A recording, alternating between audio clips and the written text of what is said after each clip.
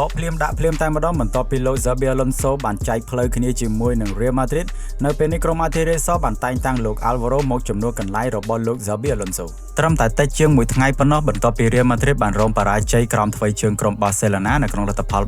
3-2 នៅក្នុងទីក្រុង Jeddah នៃប្រទេសអារ៉ាប៊ីសាអូឌីតនៅក្នុងពានរង្វាន់ Spanish Super Cup Real Madrid បានសម្រេចចិត្តបញ្ចប់ការងារជាមួយនឹងអតីតគ្រូបង្វឹករបស់ក្រុម Bayer Leverkusen ដែលទើបតែនឹងចូលមកដឹកនាំក្រុម Real Madrid កាលពីរដូវកាលមុនប៉ុណ្ណោះក្រុម Santiago Bernabeu បានបញ្ជាក់ពីការចែកផ្លូវគ្នាជាមួយនឹងលោក Xabi Alonso ថានេះគឺជាកិច្ចព្រមព្រៀងរវាងក្លឹប Real Madrid និងលោក Xabi Alonso ហើយ Real Madrid ក៏បានជូនពរឲ្យគ្រូបង្វឹកសញ្ជាតិអេស្ប៉ាញរូបនេះជោគជ័យនៅក្នុងថ្ងៃអនាគតរំលឹកបកទៅខាងក្រោយបន្តិចនៅពេលដែល Real Madrid បានឈ្នះគូប្រជែងដ៏ស្វិតស្វាញរបស់ខ្លួនគឺ Barcelona នៅចុងខែតុលាពួកគេកំពុងតែឈរនៅកំពូលតារាង La Liga ដោយពួកគេបាននាំមុខក្រុម Barcelona រហូតដល់5ពិន្ទុប៉ុន្តែទម្រង់លេងដ៏អន់នៅក្នុងរយៈពេលក្រោយៗមកនេះបានធ្វើឲ្យពួកគេជួបរឿងលំបាកនៅក្នុងការប្រកួតពានរង្វាន់ UEFA Champions League លើសពីនេះទៅទៀតព័ត៌មានអំពីភាពមិនចុះសម្រុងគ្នារវាងគ្រូបង្វឹកហើយនិងកីឡាករនៅក្នុងបន្ទប់ផ្លាស់សម្លៀកបំពាក់និងការដែលកីឡាកររូបខ្លះមិនសូវពេញចិត្តជាមួយនឹងការដឹកនាំរបស់លោក Xabi Alonso បានធ្វើឲ្យលោក Xabi Alonso ជួបស្ថានភាពដ៏លំបាកមួយកាលពីខែវិច្ឆិកាលោក Xabi Alonso បានសារភាពថា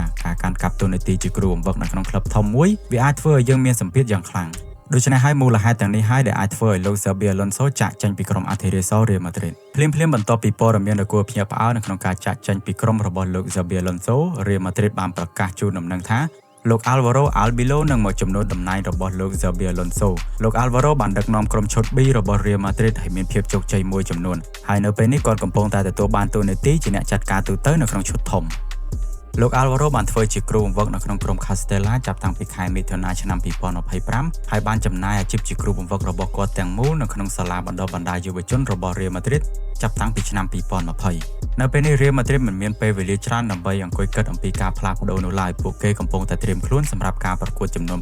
6នៅក្នុងរយៈពេលត្រឹមតែ2សប្តាហ៍តែប៉ុណ្ណោះចន្លោះថ្ងៃពុធរហូតដល់ខែកុម្ភៈលោក Alvaro នឹងដឹកនាំក្រុម Real Madrid ទៅលេងការប្រកួត Copa del Rey 1ប្រកួតពានរង្វាន់ UEFA Champions League 2ប្រកួតនិងការប្រកួត La Liga ចំនួន3ប្រកួតហើយការប្រកួតដំបូងរបស់លោក Alvaro នឹងត្រូវលេងនៅក្នុងពានរង្វាន់ Copa del Rey នៅក្នុងការប្រកួតវគ្គ16ក្រុម